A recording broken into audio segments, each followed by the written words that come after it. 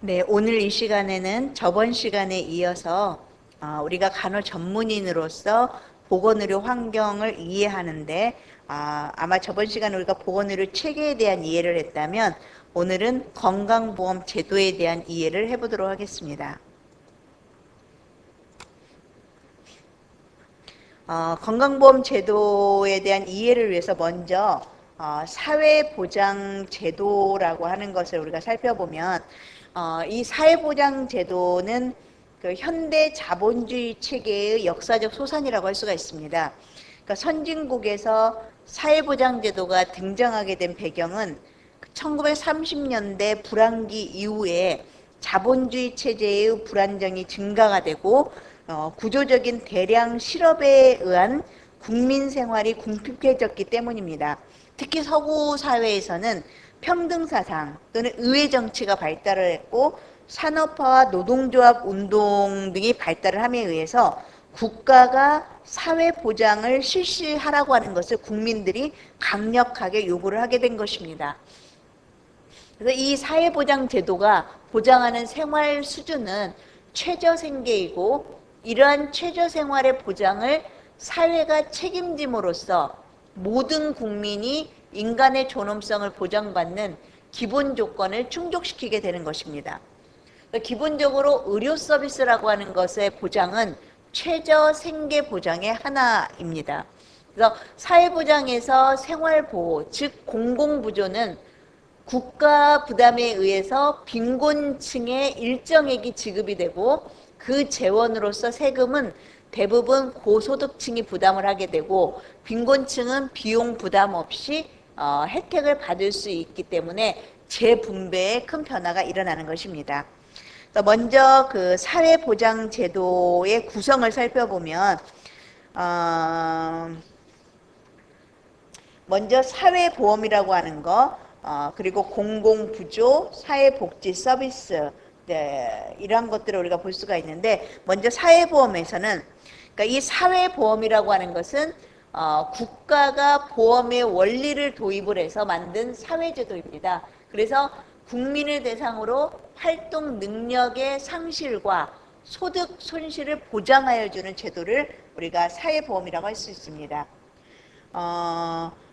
이 보험 가입의 자유를 기준으로 구분을 할 때 민간보험은 보험에 가입하느냐의 여부를 각각의 자유에 맡기는 거고 사회보험은 국가 또는 공공단체가 국민에 대하여 보험에 가입할 의무를 부과해서 강제로 가입을 하게 하는 것입니다. 이제 이게 사회보험이라고 하는 것이고요.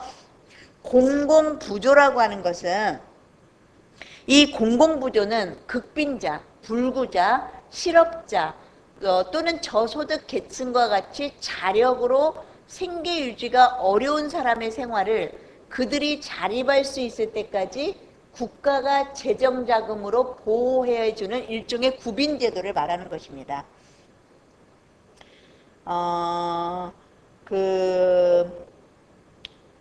일반적으로 우리가 공공부조의 대상이 된다 그러면 별로 좋아하지 않고 사회적으로 뭐 낙인이 있을 수 있지만 또는 또 이 수혜자한테 의타심을 조장하게 하고 독립정신을 이렇게 꺾게 하는 그런 원인도 역효과도 나타날 수가 있고 또 재정 적자의 원인이 될 수도 있기는 합니다. 공공부조의 경우에 있어서는.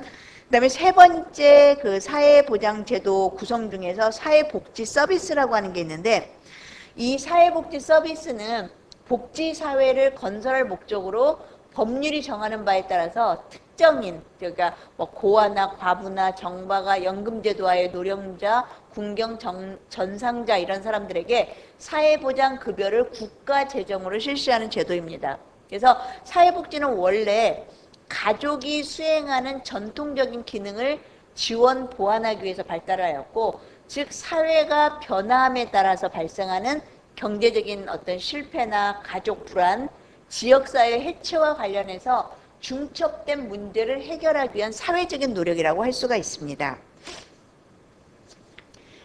그러면 우리가 이 사회보장제도에 대한 그 사회보장제도 그 구성을 보았다면, 두 번째는 그럼 사회보장이 가지고 있는 이념은 어떤 것인가를 좀 살펴보면, 이 사회보장제도의 이념은 크게 제도주의와 자녀주의로 나눌 수가 있습니다. 여기다 제도주의라고 하는 것은 평등을 추구하면서 절대적 빈곤보다는 상대적 빈곤에 초점을 두고 빈곤의 원인을 사회제도의 구조적인 문제점에서 찾고 있는 것입니다. 그래서 사회제도의 개선을 통해서 빈곤 문제의 해결에 도모를 합니다. 그러니까 사회정책의 대상은 모든 국민을 포괄하는 보편주의의 입장을 취한다는 것이 제도주의고, 자녀주의라고 하는 것은 최저생활의 보장을 지향하면서 절대적 빈곤을 중시를 하고 빈곤의 원인을 개인적인 문제에서 찾는 것입니다. 그래서 경제 성장을 통해서 고용 기회를 만들어줌으로써 빈곤을 해소할 수 있다고 믿는 거고, 사회 정책의 대상은 빈곤 계층으로 국한되어야 하는 거라고 주장을 하는 것입니다. 그래서 이렇게 사회보장 제도가 가지고 있는 거에는 크게 두 가지, 그 제도주의와 자녀주의. 지금 이 표는 아까 설명드린 사회보장 제도의 이념인 제도주의, 보수주의와 자녀주의, 그 자유주의에 대한 건데, 정책 목표가 제도주의가 평등이라면 자녀주의는 최저생활 보장이고, 빈곤의 원인이 제도주의 경우는 자본주의 자체의 모순 때문이라고 한다면 자녀주의는 개인의 무능이나 나태 때문이고, 그래서 이 빈곤의 대책을 제도주의 경우는 어떤 사회제도의 개선, 그러면 자녀주의의 경우는 경제가 성장을 해서 실업이 해결이 되고 저임금이 해소가 되고 개인의 노력에 의해서만 해결된다라든지, 어쨌든 사회정책 대상이 보편주의에서 모든 국민에게 한다는 게 제도주의라면, 자녀주의는 선택주의여서 가난한 국민에게만 의료 서비스를 보장을 해야 된다라고 하는 그런 이념에 대한 얘기를 이해하시라고 설명을 드렸습니다. 그러면 이제 세 번째는 그 우리나라의 사회보장 제도에 대해서 간략하게 설명을 드리도록 하겠습니다. 우리나라의 사회보장 제도는 사회보험, 공공부조, 사회복지 서비스로 구분이 됩니다.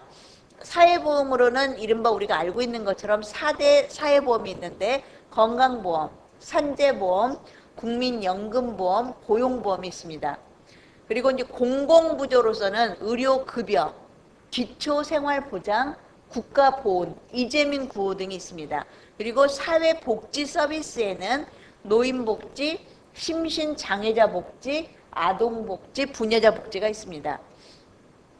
건강보험하고 의료급여를 합쳐서 우리가 건강보장이라고도 하는데, 건강보장은 국민의 건강권을 보호하기 위해서 요구되는 보건의료 서비스를 국가나 사회가 제도적으로 제공하는 것을 의미합니다. 그래서 우리나라의 사회보장 제도에 대한 그 표를 보면, 이 사회보장에서 우리나라는 아까 말한 것처럼 사회보험, 공공부조, 그다음에 사회복지 서비스, 그 기타 관련 복지 서비스가 있고, 이 사회보험에서는 지금 여기 나와 있는 것처럼 소득보장, 의료보장에 따라서 이러한 내용들이 있고요. 그 다음에 공공구조에서는 이것도 마찬가지 소득보장과 의료보장인 사회복지 서비스, 이러한 구조를 이루고 있다라고 하는 것을 이 표를 통해서 여러분들이 정리를 해주시면 좋을 것 같습니다. 그 다음에 두 번째로 이제 건강보험 제도라고 하는 것을 이제 좀 더 들어가서 우리가 살펴볼 건데, 먼저 건강보험 제도가 가지고 있는 원리는, 그러니까 어떠한 원리를 가지고 있는지 살펴보도록 하겠습니다. 이 건강보험 제도는 보험자가 소비자에게 제공하는 보험급여 유형에 따라서 현금급여형하고 현물급여형이 분류가 될 수 있고, 이 현물급여형의 변이형이 미국의 HMO로 들 수가 있습니다. 그러니까 현물급여형이라고 하는 것은 건강보험제도를 운영하고 있는 대부분의 국가에서 채택하고 있는 유형입니다. 그래서 환자가 의료기관에서 진료를 받은 후 진료비 중에서 소액의 본인 부담금을 납부를 하고, 나머지 진료비는 보험자가 의료기관에 직접 지불하는 형태입니다. 그래서 건강보험의 운영 방식을 보면 피보험자가 그 진료를 받았다. 의료기관에 진료를 받으면 본인 부담금, 여기는 이제 진료 서비스를 주면 피보험자는 본인 부담금을 냅니다. 그리고 나머지 부분에 대해서는 이제 이 피보험자가 보험회사에 보험을 내고 있기 때문에 청구를 하면 보험회사가 나머지 부분을 지불을 하는 그런 보험 건강 제도의 원리를 가지고 있습니다. 그래서 우리나라의 건강보험 제도에 대해서 좀 살펴볼 건데, 그 우리나라의 건강보험 제도에 대해서 먼저 그 적용 인구와 관리 운영을 보면 우리나라의 건강보험 제도는 1977년에 처음으로 종업원이 500명 이상 대기업부터 도입이 되었습니다. 그러다가 이후 적용 대상자를 점차 중소기업이나 자영업자까지 확대를 해서 1989년 전체 국민을 포괄하게 되었습니다. 그래서 저소득층을 위한 의료급여 제도를 별도로 운영을 하고 있는데 2013년 현재 전체 인구의 97%가 건강보험에 적용을 받고 있고 3% 정도가 의료급여 혜택을 받고 있습니다. 1989년 건강보험제도가 완성되었을 때 건강보험 제도의 관리 운영 방식은 직장의료보험조합하고 지역의료보험조합 등 전국적으로 409개의 의료보험조합으로 분리 운영되다가 2000년에 단일보험자로 통합되면서 현재까지는 단일보험자 체계로 운영이 되고 있습니다. 그러니까 건강보험 사업을 수행하고 있는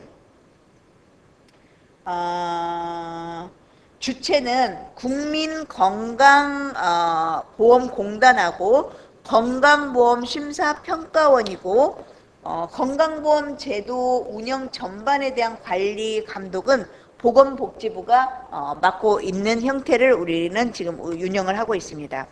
이 재원 조달은 건강보험에 소요되는 비용을 충당하기 위해서 국민이 부담하고 있는 건강보험료는 2012년 소득의 5.8%인데 보험료의 절반은 건강보험 가입자가 부담하고 나머지 절반은 사업주가 부담을 하게 되어 있습니다. 사립학교 교직원은 건강보험료의 50%를 본인이 부담하고 나머지는 국가가 20%, 사업주가 30% 이렇게 부담을 하게 되어 있습니다. 그다음에 건강보험 재정의 15% 정도를 국가가 이제 지원을 하고 있는 이런 재원 조달 형태를 가지고 있습니다. 그다음에 보험급여 부분에서는 건강보험급여에서 현물급여하고 현금급여가 있는데 이 현물급여에서는 의료기관의 진찰이나 검사, 약제, 치료 재료, 처치, 수술 예방, 재활 입원, 간호, 이송, 가정간호, 건강검진 등이 포함이 됩니다. 현금급여에서는 출산비 또는 장애인 보장구 또는 노인부담, 본인부담 상한제 등 이런 것들이 대표적인 예입니다.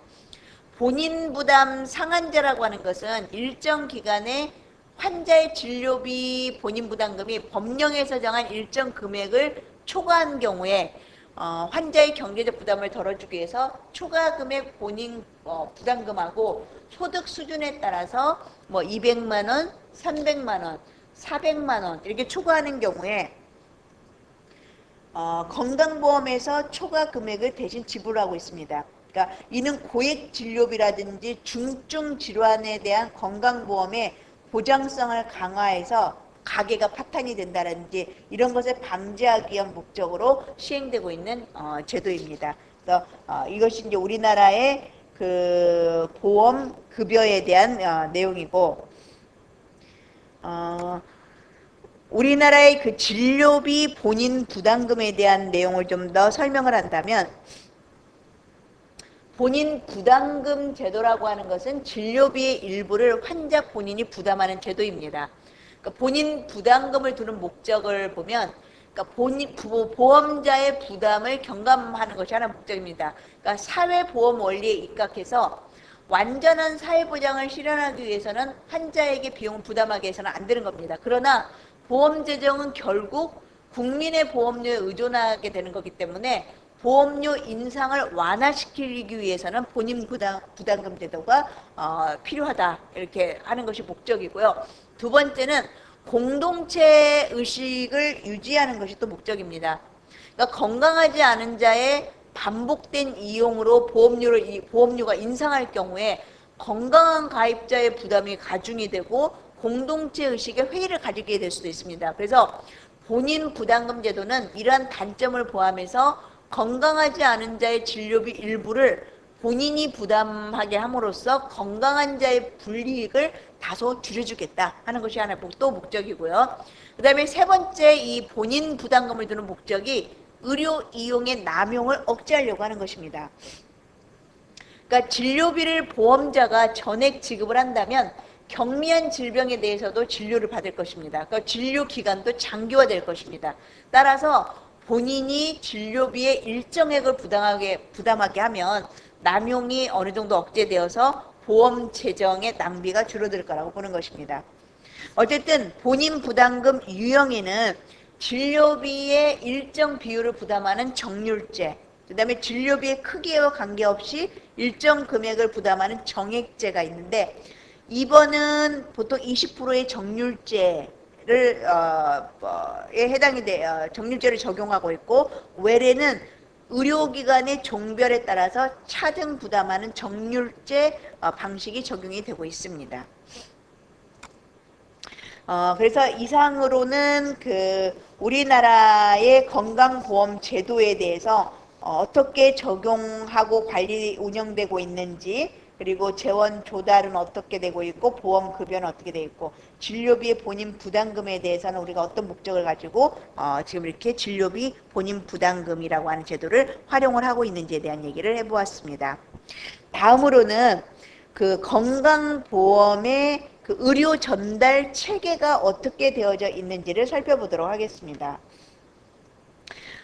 이 건강보험 의료 전달 체계에서 의료 전달 체계, 즉 의료를 어떻게 이용하고 있는지를 살펴보면 건강보험의 급여 단계는 1단계와 2단계로 구분이 됩니다. 그래서 의원과 같은 1단계 의료기관에서는 가벼운 질환을, 그리고 상급 종합병원과 같은 기관에서는 1단계 의료기관에서 진료하기 어려운 질환이라든지 또는 복합적인 중증 질환을 진료를 하게 하고 있습니다. 이 의료 전달 체계는 의료기관 종별 특성에 맞게 의료자원을 효율적으로 활용을 하고 환자의 대형병원 편중 현상을 방지를 해서 국민의 의료 이용 편의를 도모하기 위한 건데 현실에서는 그렇게 잘 지켜지고 있는 것 같지는 않습니다. 그다음에 의약 분업에 대한 거, 건강보험 전달 체계에서 의약 분업에 대한 거는 2000년부터 의약 분업을 실시를 했습니다. 그래서 의약품을 의사의 처방이 필요한 전문 의약품하고 안정성이 확보된 일반 의약품으로 분류를 해서 전문 의약품은 소비자가 의사의 처방에 의해서 약국에서 조제를 받게 하고 투약받을 수 있도록 하는 그런 제도를 말하는 것입니다.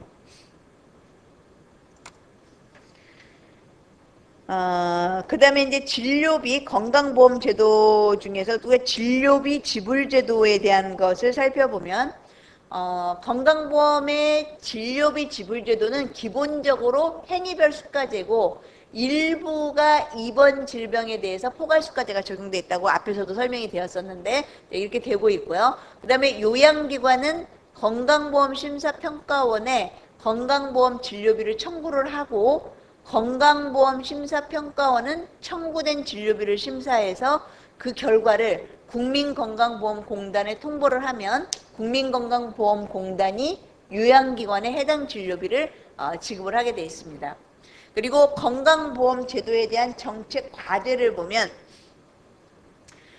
건강보험 제도의 도입으로 국민의 의료 서비스에 대한 접근성이 제고가 되어서 의료 이용이 증가하였고, 재원 조달을 통해서 형평성이 개선이 되었고, 그리고 의료 서비스에 대한 수요를 증가시켜서 의료 산업의 성장을 가져오는 것 등의 긍정적인 효과도 있었지만, 이러한 성과에도 불구하고 건강보험 제도는 여전히 적지 않은 많은 문제점을 가지고 있다라고 하는 것. 그래서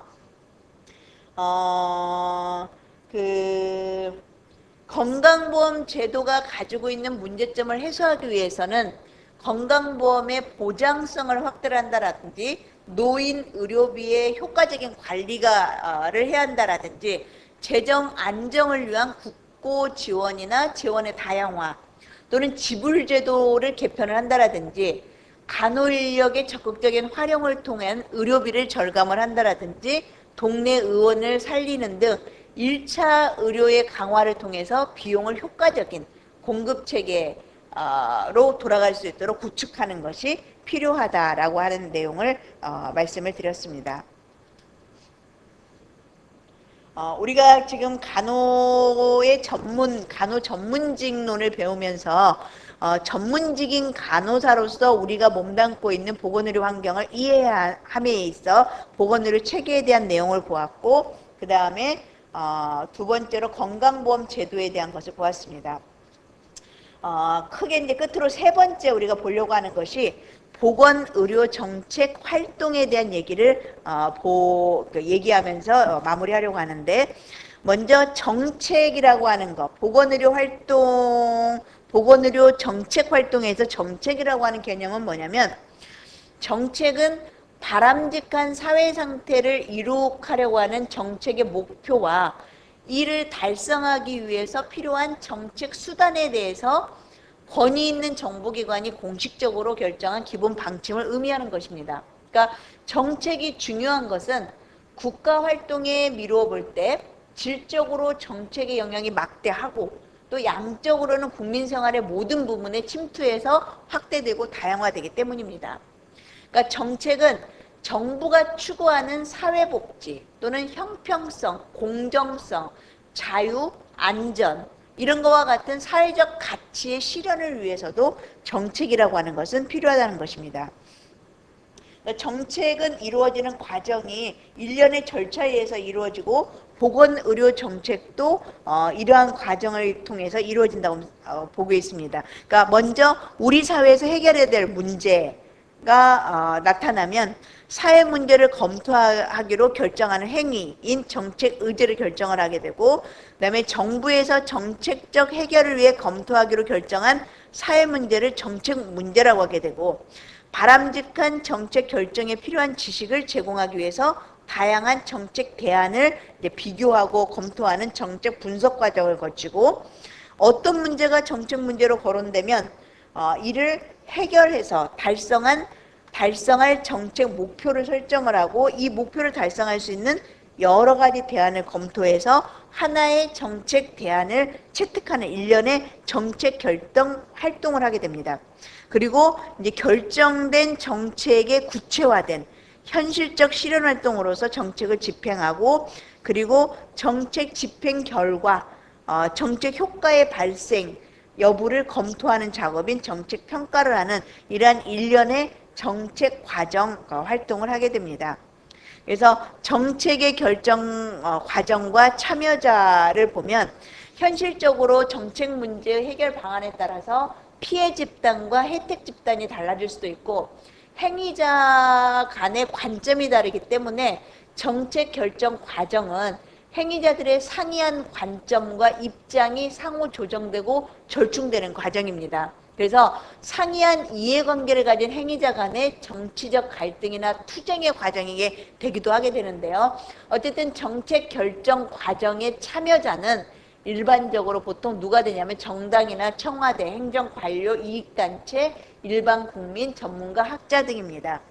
일단 이러한 걸로 가면서 우리 간호 정책에서도 간호 활동가들이 그 간호 정책 활동의 쟁점을 가지고 많은 활동을 하고 있습니다. 그러니까 최근에 여기에 써져 있지는 않지만 최근에 간호 정책 활동의 주요 쟁점으로는 간호 인력에 대한 수요와 공급, 그 다음에 간호대학의 입학 정원 확대, 이제 3년제, 4년제 승격은 이제 된 거고요. 그 다음에 건강보험에 있어서 간호 수가, 그 다음에 건강보험 간호 인력의 등급제, 노인 요양보험과 가정간호, 전문간호사 제도, 간호사법 제정, 이러한 것들이 간호정책 활동의 쟁점이 되고 있는 그러한 내용들이라고 볼 수가 있겠습니다.